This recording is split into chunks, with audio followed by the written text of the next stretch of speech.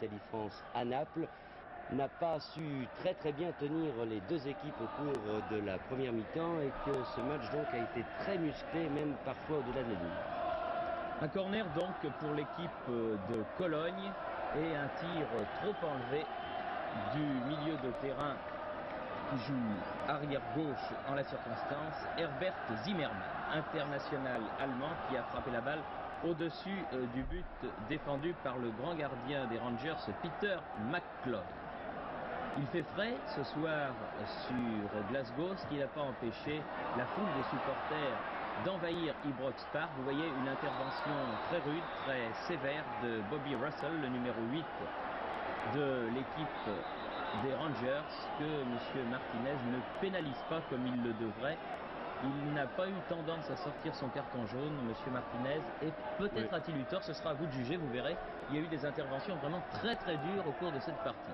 Coup franc est joué par Flöhe, Heinz Flöhe, que l'on connaît bien, qui est le capitaine, le maître à jouer de cette équipe de Cologne, qui un peu à la surprise avait remporté le titre l'an passé.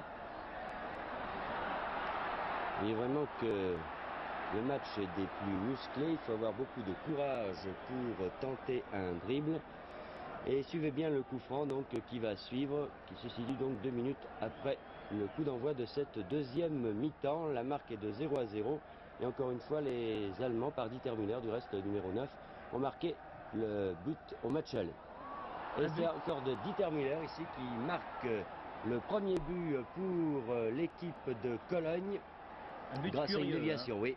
On va revoir du reste ce but au ralenti sur ce coup franc. Voilà, coup franc qui est tiré par Konopka, l'arrière droit, de l'intérieur du pied droit. Et la balle file doucement, personne ne la touche, sauf ce diable de Dieter Müller qui a su se faire un prénom, hein, parce que s'appeler Müller dans le football allemand, ça n'est pas simple.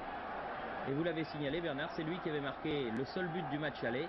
Et là, il marque un but capital sur terrain adverse. Oui, c'est certain, parce que maintenant, si on fait les comptes, il faut que les joueurs de Rangers, de Glasgow Rangers, marquent 3 buts pour se qualifier. Ici, en gros plan, vous avez vu Johnston, le 12, qui a beaucoup manqué peut-être en première mi-temps dans l'équipe des Rangers, car c'est l'une des vedettes, c'est l'avant-centre vedette de la formation, et il rentrera dans quelques instants. Une dispute entre Flöhe et les joueurs de Rangers pour cette remise en jeu. Disons que le match quand même au cours de la première mi-temps était très heurté. Ce n'est pas un football académique, c'est vraiment un football européen. Les Rangers veulent imposer leur force et avec les Allemands, eh bien, ils ont dû répondre. Il faut dire que les Rangers, Bernard, dans cette Coupe d'Europe 79, ont réussi un parcours de tout premier ordre, car ils ont éliminé rien de moins que la Juventus de Turin et le PSV Eindhoven. Donc c'était vraiment les gros outsiders de cette compétition, alors que le numéro 12 dont vous parliez va rentrer. Il s'agit de Derek Johnston, qui est vraiment le meilleur attaquant du football écossais, alors que là, une erreur terrible du gardien de but Schumacher qui donne à Urquhart, l'avant-centre, une balle en or que celui-ci n'arrive pas à maîtriser. Vous avez vu un Allemand au premier plan se prendre la tête à 2 mains, et le jeune Billy Urquhart, l'un des nouveaux des Rangers, un tout jeune joueur de 20 ans, n'a pas eu assez de métier et assez de sang-froid. Peut-être était-il paniqué par le fait que Johnston allait rentrer et lui prendre sa place. Regardez ça, c'est incroyable.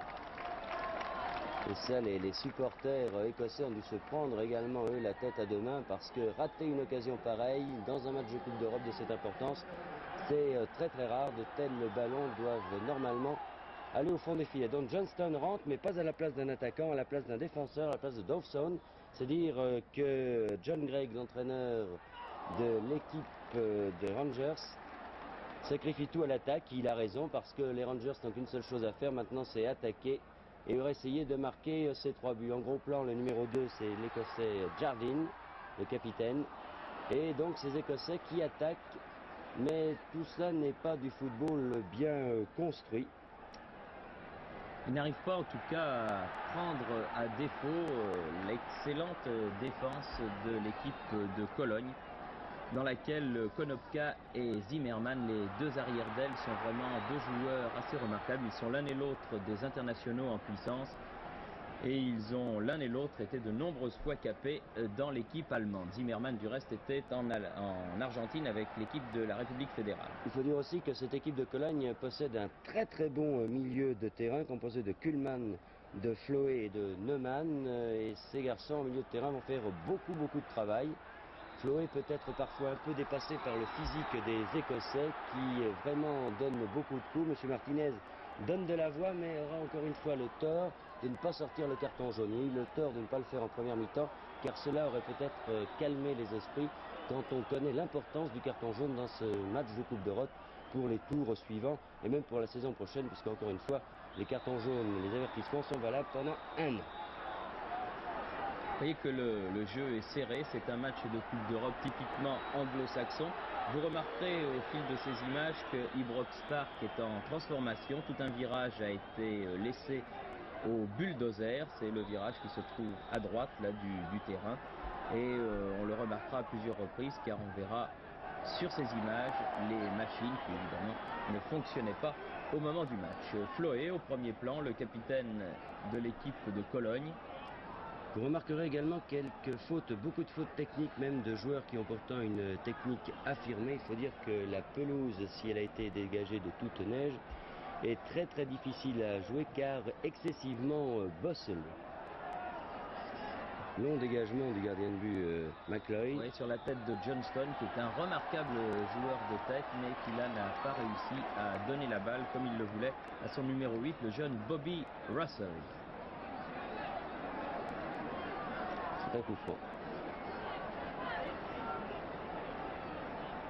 Franc à 25 mètres environ, indirect. Quand on se souvient des coups francs de Platini à Naples, il faut regarder avec beaucoup d'intérêt les signes de M. Martinez. Ah oui, il avait cherché McLean, mais ça n'a pas marché. Et toute la défense de Cologne est bien regroupée. Alors, vous avez vu le nombre de maillots blancs. Jardine ici. Jardine qui est aux prises avec le numéro 11 allemand Schuster. Un ailier dominal, mais que l'on a vu souvent en milieu de terrain.